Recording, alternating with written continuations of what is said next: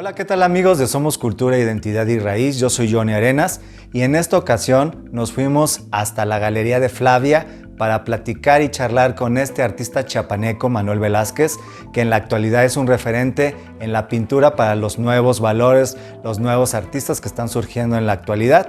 Él nos platica cómo llega a Jalapa desde Chiapas, qué lo lleva a la pintura, qué lo lleva a explorar otras técnicas como la gráfica, la cerámica y la escultura, y también nos da su opinión acerca de lo que está pasando aquí en Jalapa con la cultura. Así que vamos a ver qué nos dice Manuel Velázquez. Muchas gracias a ti por la entrevista, por el espacio. Muchas gracias a tu auditorio por escucharnos y por compartir algunas situaciones en torno a la cultura, en torno a las empresas culturales y al devenir de la cultura en Veracruz y por supuesto en Jalapa. Hola Manuel, ¿qué nos puedes decir de cómo fue tu infancia? ¿Cómo fue tu contacto con el arte? Bueno, yo soy chiapaneco, me formé, digamos, en la Escuela de Artes Plásticas de Chiapas a los 12 años y recuerdo que le pedía a mi madre pues tener pues algunos cursos por correspondencia que se daban en aquel entonces. Ella tuvo la gran idea de inscribirme, en lugar de contratar estos cursos, inscribirme a la Escuela de Artes Plásticas de Chiapas cuando yo tenía 12 años. Y mi primer ejercicio fue dibujar un vaso. Evidentemente para un niño de 12 años no era tan atractivo el dibujar un vaso, pero descubrí algo que en aquel momento no sabía, que era esta relación que se funda entre uno mismo cuando uno está trabajando un ejercicio manual o un ejercicio de dibujo como en este caso. Entonces descubrí ese contacto hacia adentro. Como dice el dicho, uno en realidad ve la realidad cuando cierra los ojos y cuando los abre en realidad está soñando. Pues ese ejercicio de ver hacia adentro, de soñar y ver la realidad hacia adentro, fue lo que me atrapó, fue lo que a mí me decidió por dedicarme, obviamente en aquel entonces no con tanta claridad, pero sí de manera intuitiva, el dedicar bastante tiempo de mi infancia a las artes visuales. ¿Cómo llegas a Jalapa? Estuve 6 años en la Escuela de Artes Plásticas de Chiapas. En aquel entonces no tenía con mucha claridad la idea de que las artes visuales era algo que se podía ejercer como una profesión. Más bien me veía como un pintor, digamos, que ejercía la profesión a la par de que trabajaba en otra cosa.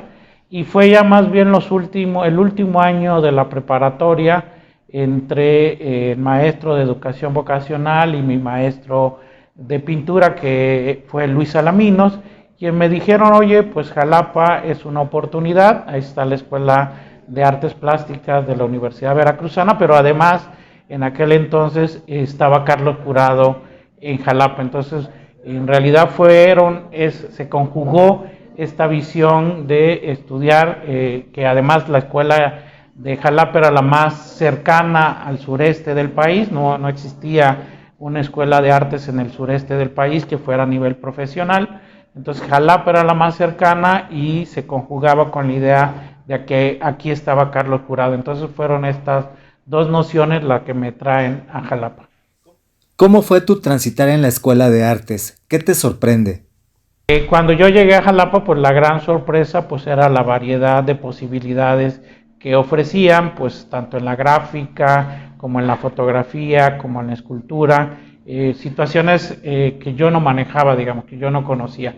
Entonces es lo primero que me sorprende, es la variedad de posibilidades creativas y técnicas que existían, y por esa razón yo me decido, en lugar de seguir la ruta que ya venía con la idea de estudiar pintura, cambiar hacia la gráfica. Yo en realidad estudié lo que antes se llamaba la licenciatura en artes plásticas, pero con la opción en serigrafía. Entonces me especialicé en el área de serigrafía, por supuesto en la estampa y en la gráfica, y eso fue lo que más me llama la atención de ese trayecto de estancia en la facultad, el poder transitar por los diversos talleres y el poder ir conformando una identidad propia a través, digamos, de los diversos profesores y profesoras de la facultad.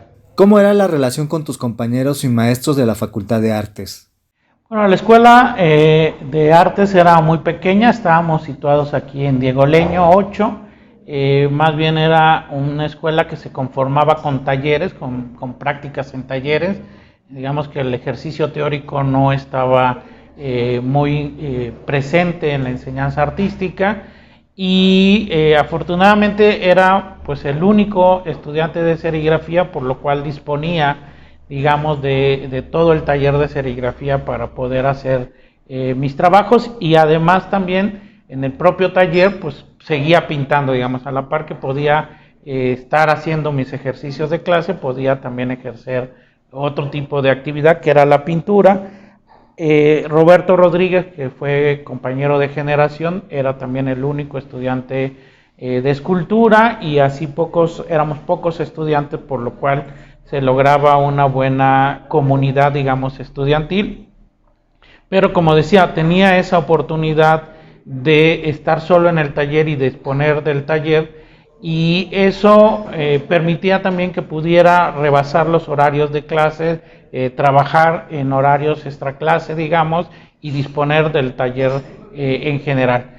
También me dio la oportunidad, con esa apertura, de conocer a un compañero artista que fue el que me introdujo, digamos, en el ámbito de las galerías comerciales, cuando yo apenas todavía era un estudiante a punto de egresar, pero todavía estudiante de la universidad. Y gracias a Agustín Christoph, que llegó un día a Jalapa, me vio trabajando en el taller de serigrafía, vio mis pinturas, y pudimos, a través de su recomendación, pues introducirme en la Galería López Quiroga de la Ciudad de México, que me abrió, digamos, un campo ya profesional para mi trabajo. ¿Recuerdas ese momento de tu primera exposición y de que ibas a estar expuesto a las críticas? Claro, mi primera exposición individual fue en la Galería Alba de la Canal. Había tenido una previa, digamos, en el Teatro del Estado de Tuxtla Gutiérrez, pero bueno, era una primera exposición, ya digamos que en donde me presentaba, digamos, al público en Jalapa. Y creo que lo más interesante es el haber podido conjuntar una serie de trabajos que ya tenían una temática, que perfilaban, digamos, una serie con la cual yo estuve trabajando por mucho tiempo, que es lo sagrado y lo profano. Y en esa primera exposición pues logré, digamos, conjuntar un discurso que más adelante ha sido significativo, porque todas mis exposiciones son temáticas, todas tienen una línea discursiva, y digamos no fue la presentación de un trabajo escolar, sino fue ya la presentación de un trabajo profesional.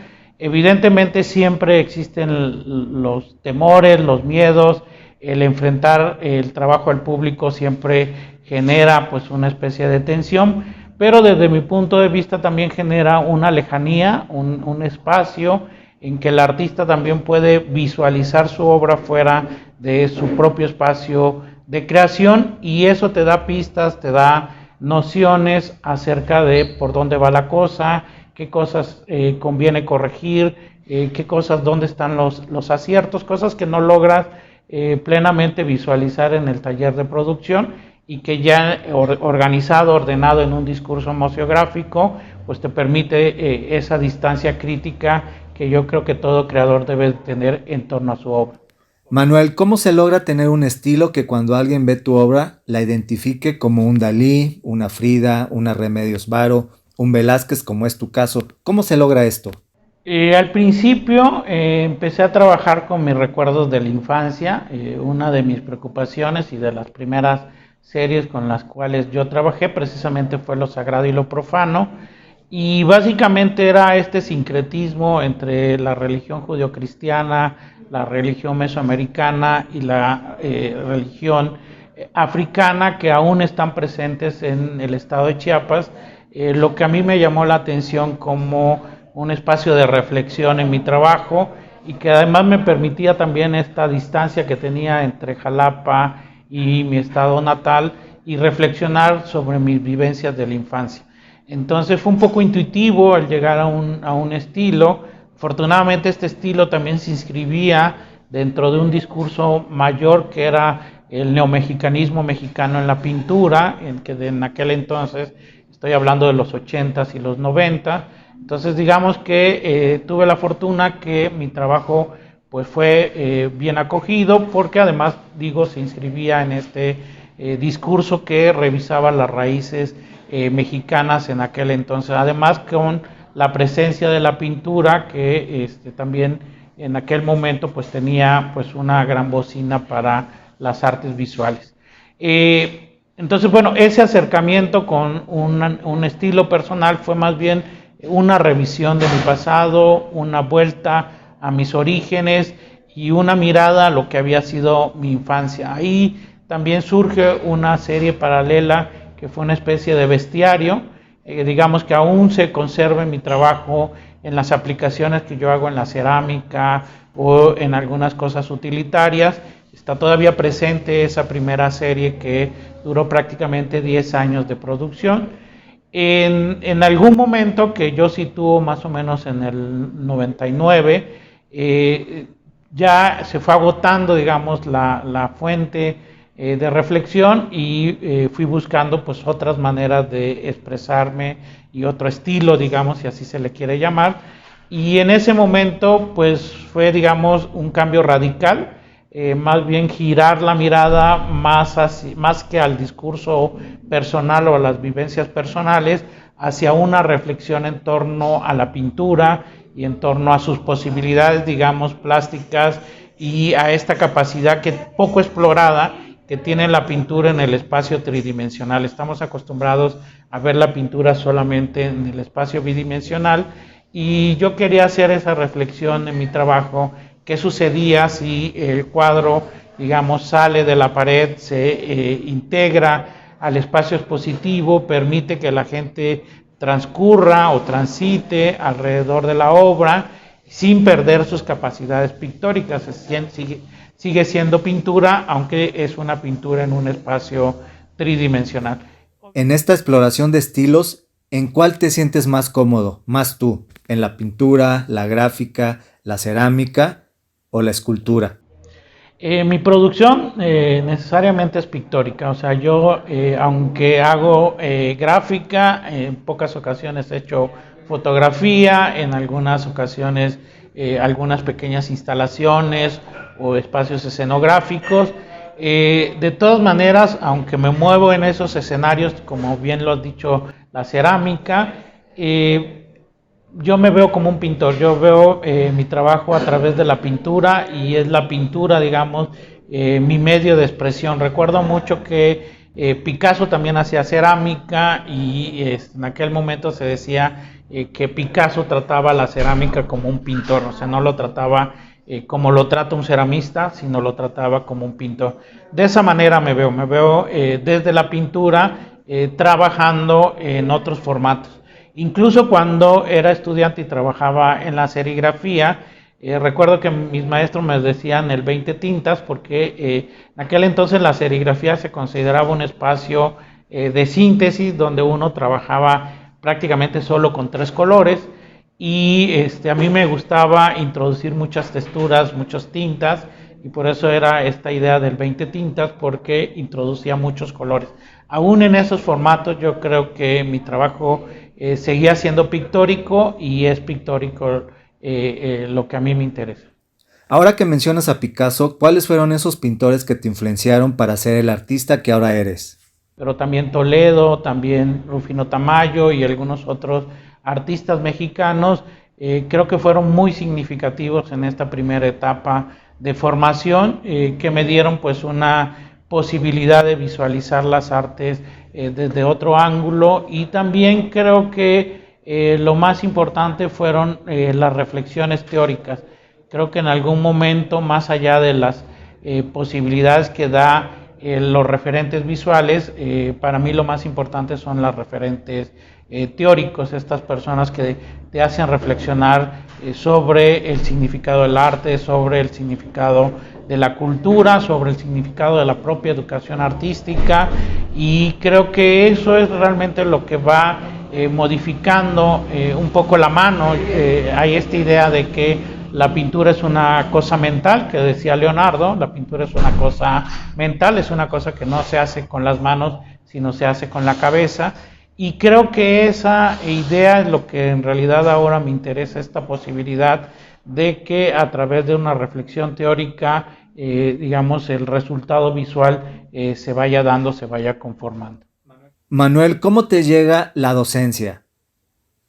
Digamos que fue un encuentro, un poco también antes de egresar de la facultad, tuve la oportunidad que también me marcó, porque ha sido parte de mi interés también en mi vida profesional, un festival que se llamó Festival Infantil Jalapa, y ahí me invitaron siendo estudiante a dar unas clases de serigrafía para niños, y pude descubrir por un lado la vocación hacia la educación artística, pero también por otro lado la importancia de formar, no solamente de formar públicos, sino formar nuevos creadores o nuevas personas que puedan dedicarse a las artes. Después de esta experiencia, yo regresé 2 años a Tuxtla Gutiérrez y ahí pues ocupé, digamos, el puesto de mi profesor de artes de aquel entonces, el maestro Luis Alaminos, y fui director de la Escuela de Artes Plásticas de Chiapas. Eso también fue una experiencia importante porque no solo me permitió ingresar, digamos, a la educación artística, sino a este otro lado, desde la administración, digamos, desde la parte también de funcionario público, y que me tocó también orientar un poco a que la escuela pudiera transitar de ser un espacio más bien libre de creación y una especie de taller a lo que posteriormente fue la facultad o la Escuela de Artes Plásticas ya formal de Chiapas, como ofreciendo una licenciatura. No me tocó constituirla, pero sí me tocó parte de este primer proceso de pensar, bueno, cómo podría transitar la escuela a ya una educación más formal. Posteriormente de eso, me estuve en una estancia en Oaxaca. Luego regresé a Jalapa y ingresé ya a la escuela de la Universidad Veracruzana como profesor. Y bueno, eso fueron, digamos, mi tránsito hacia la educación. Primero desde una parte más bien infantil, luego pues en la Escuela de Artes Plásticas de Chiapas desde la administración como director de la escuela, y ya aquí con algunas materias en la Facultad de Artes Plásticas. Manuel, a ti te tocó un gran movimiento cultural en Jalapa, donde después de las inauguraciones se reunían para cenar y charlar, hacer grandes tertulias. ¿Qué ha pasado? ¿Por qué ya no se ve esa Jalapa? Creo que el ambiente artístico se vició un poquito, los artistas nos hicimos muy dependientes de las instituciones culturales oficiales, y creo que hace falta dar un giro a la tuerca, hace falta que los artistas busquen una especie de independencia, digamos, no porque sea nociva esta relación, necesariamente esta relación con las instituciones, pero siento que hay que renovar los espacios. El número de creadores creció, decía yo que cuando era estudiante pues eran muy pocos, entonces las oportunidades de insertarse en un espacio oficial eran relativamente sencillas, entre comillas, pero ahora la población artística es mayor, la cantidad de jóvenes que egresan de las escuelas de arte es mayor, y se necesitan nuevos espacios culturales, desde mi punto de vista, más de la iniciativa privada, más independientes y más con capacidades de que los artistas puedan vivir desde su propia producción y desde su propio trabajo. Entonces creo que lo que ha sucedido es que ya no son suficientes los recursos que pueden aportar las instituciones públicas, ya no es suficiente su capacidad que tienen de difundir. Desde mi punto de vista también se han quedado un poco rezagadas en esta capacidad de acercar a nuevos públicos, y hay que volver a revisar el potencial que tenemos como creadores. Evidentemente las instituciones tienen que hacer su parte. Yo estoy convencido que el espacio creativo, que la producción artística es también un motor de desarrollo, es un motor de desarrollo integral para el ser humano, pero también es un motor de desarrollo económico. Y si lográramos que los artistas también pudiéramos entender esto y pudiéramos impulsar iniciativas propias o personales a la par de que las instituciones públicas también se renueven.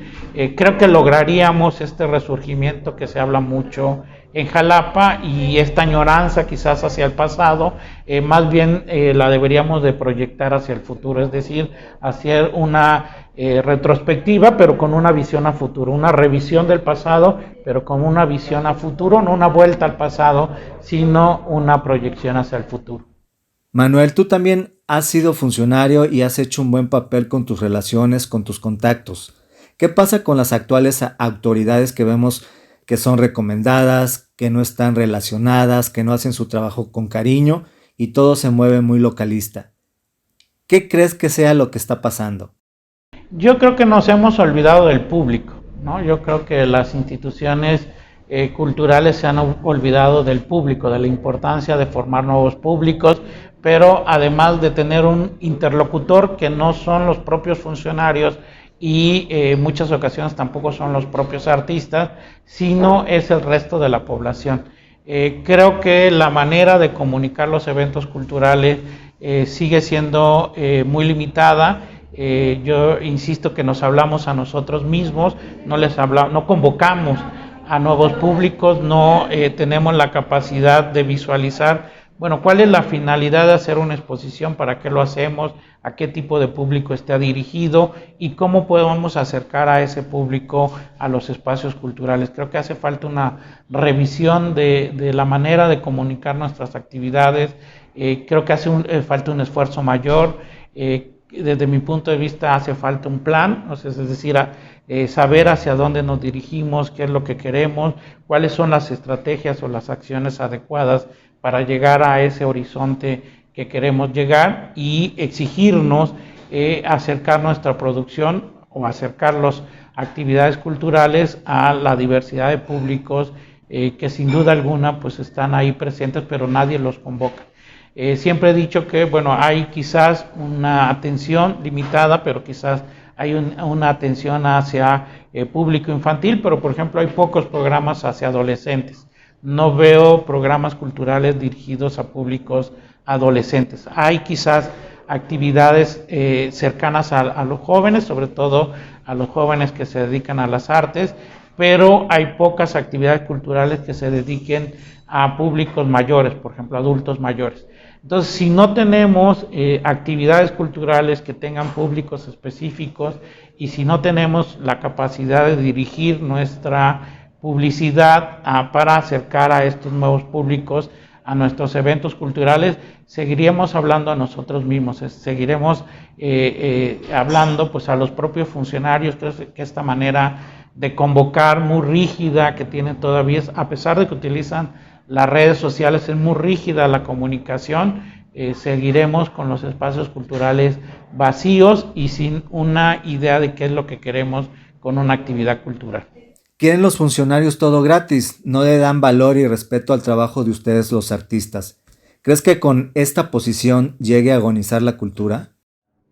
Esta idea, precisamente cuando hablaba de las instituciones culturales públicas, que si bien han hecho su aporte, pero esta idea de hacer la cultura gratis, creo que es una fórmula que ya está probada y que no ha funcionado, ¿no? Creo que es algo que ya con lo cual se ha trabajado, y que lo que ha ocasionado es que tú haces un concierto en un espacio privado con un costo para las entradas, y la gente no está dispuesta a pagar, no está dispuesta a pagar por la cultura, porque se ha sembrado esta idea de que la cultura no vale y que la cultura es gratis.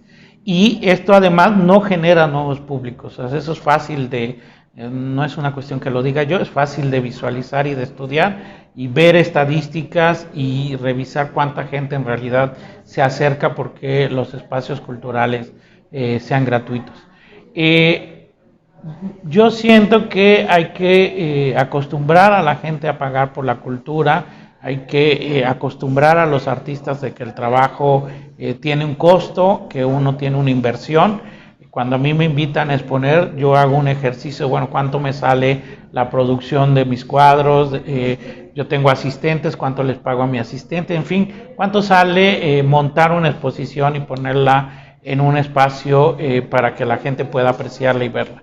En realidad es una inversión que los propios artistas no lo ven y las instituciones culturales tampoco lo revisan, y aparentemente pues todo es te apoyo, te doy difusión, te ayudo, pero en realidad no es así. Es una digamos inversión que el artista está utilizando y proponiendo para llevar a cabo una exposición, que si bien también la otra parte genera su propia inversión, pero que no hay una retribución ni en términos de difusión ni en términos de prestigio, ¿no? Entonces creo que hace falta revisar esta idea de la cultura gratis, digamos. Hay estrategias, entiendo que hay población que no tiene la capacidad económica para financiar la entrada a un museo o a una actividad cultural, pero hay estrategias que ya se han probado en otros lugares donde quienes sí podemos pagar, podríamos financiar la entrada a otras personas. No sé si se conoce este programa de Café Pendiente, en donde tú llegas a una cafetería y pagas el café que te vas a tomar, pero pagas uno más para alguien que no tenga recursos y pueda ir y pedir ese café que se llama Café Pendiente. Yo creo que eso podría ser un programa bastante fácil, que tú pagas la entrada a un museo o pagas la entrada a un concierto y dejas pagado un boleto más o una entrada más para que alguien que no tenga recursos pueda ingresar, digamos, no gratis porque tú lo pagaste, pero con una entrada libre, digamos, para ingresar al evento cultural. Eso más la gestión que se puede hacer con empresas, en donde cualquier empresa puede decir, bueno, yo pago 50 boletos o yo pago tantas entradas y a cambio el boleto que diga, bueno, patrocinado por tal empresa, y así entrarán quien no tenga recursos para financiar la entrada a algún museo o alguna actividad cultural. Creo que hay estrategias que pueden capitalizar además a los espacios culturales y generarles recursos, que es de lo que carecen, y mantener su actividad y mantener también ese espacio para quien no pueda pagar una entrada pueda ingresar con la entrada pagada por una empresa o por otra persona. Con todo esto que está pasando en la cultura, ¿has tenido cierto desencanto para ahora enfocarte en Flavia, en esta galería, y así generar actividades artísticas y Jalapa siga viva con estos eventos de calidad? Sí, bueno, cuando a mí me invitan a participar en el proyecto de Flavia, pues una de las reflexiones que hacíamos con mis socios era, bueno, ¿por qué abrir un nuevo espacio cultural en Jalapa? Y qué posibilidades reales teníamos a partir de la iniciativa privada y evidentemente con una inversión propia de activar, digamos, un espacio cultural.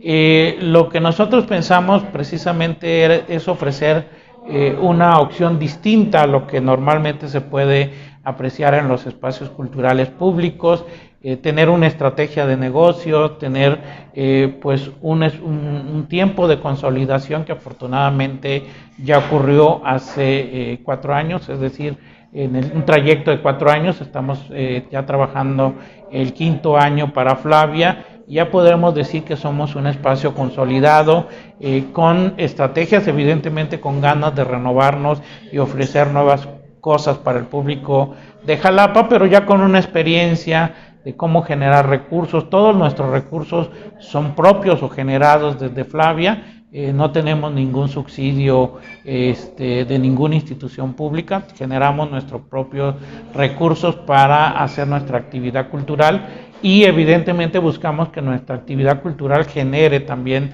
ingresos tanto para nosotros como para los creadores. Creo que más que una desilusión, Flavia me abrió la posibilidad de creer que hay una ventana, digamos, una ruta para transitar y para que otros también puedan transitar desde el espacio, digamos, de independencia económica, pero también desde un espacio que pueda ser un motor, como decía, un motor de desarrollo, pero también de desarrollo económico, y que realmente se pruebe que la actividad económica, la actividad artística genera recursos económicos. Pues Manuel, queremos felicitarte por tu trabajo, por lo que has aportado a la cultura y con este gran trabajo que estás haciendo en Flavia para seguir generando actividades de gran calidad. Muchísimas gracias. Muchas gracias a ustedes y muchas gracias a tu audiencia por ver este video y por seguirnos. Muchas gracias.